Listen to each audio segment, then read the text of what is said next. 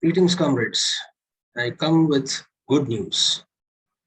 After over a year of protesting and many lives lost, of countless sufferings, the protesting farmers of India have achieved a victory.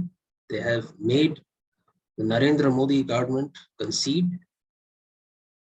Yesterday, the Prime Minister announced on live TV during his addresses that he will be repealing and withdrawing and repealing the three contentious farm laws. Here it is covered by the wire. Three controversial farm laws to be repealed, Narendra Modi announces. Three laws, of course, are the Farmers Produce Trade and Commerce Promotion and Facilitation Act, the Farmers Empowerment and Protection Agreement on Price Assurance and Farm Services Act, the Essential Commodities Amendment Act. At least this protest was unprecedented for many reasons. One, it was a marathon protest that ran since 2019. So it's been more than a year of continuous protests and street demonstrations and almost a blockade of the capital at one point. It was through sheer mass mobilization, numbers, and determination that the farmers have won this. And this is a great example for us. We can see the dynamics of what a successful protest movement can be.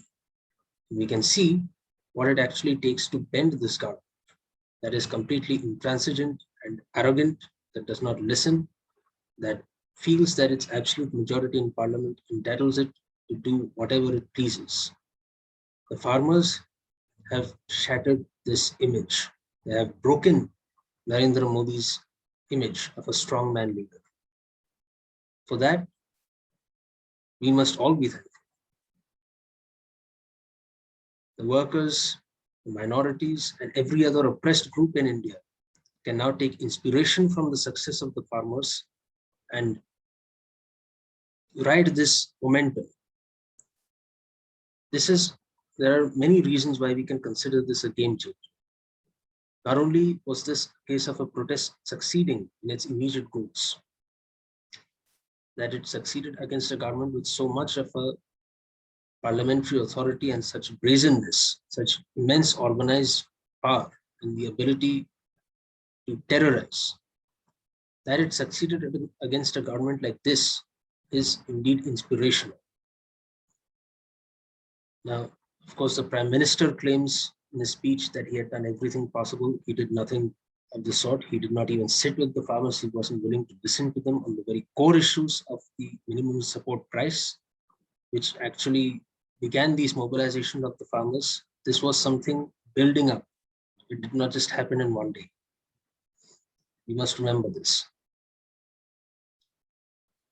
Then, of course, there are the elections that we must consider also in February and March. There will be an election in the vitally important state of Uttar Pradesh, that is arguably the engine of the BJP's dominance over the government.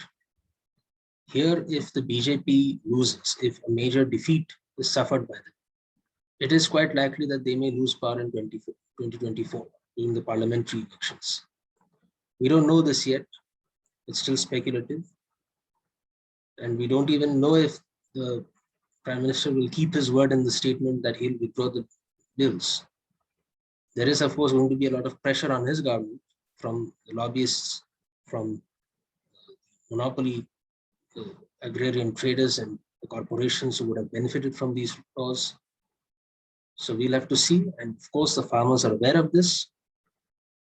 According to statements made, they will not withdraw the agitation immediately. They will wait till the bills are actually repealed, till the laws are actually repealed. Until then, the agitation will continue. But even so, to get this admission from the Prime Minister, the complete shattering of his image of a strong man is in itself a victory, and something that we have to be mindful of. And this was not a victory easily won. According to the SKN, as you can see, they have stated that 700 farmers died from exhaustion, from heat, from diseases, and brutality, like the incident involving the BJP minister's son who drove over some farmers out of spite and hatred, and of course the casualties of police brutality.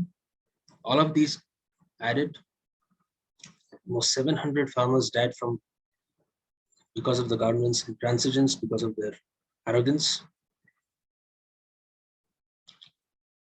This sacrifice has, however, yielded something.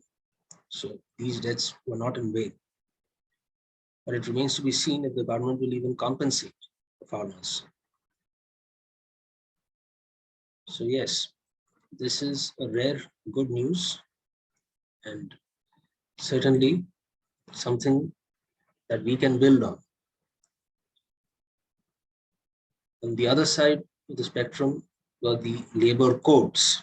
These were passed in the same session as the agrarian bills, as the farm bills.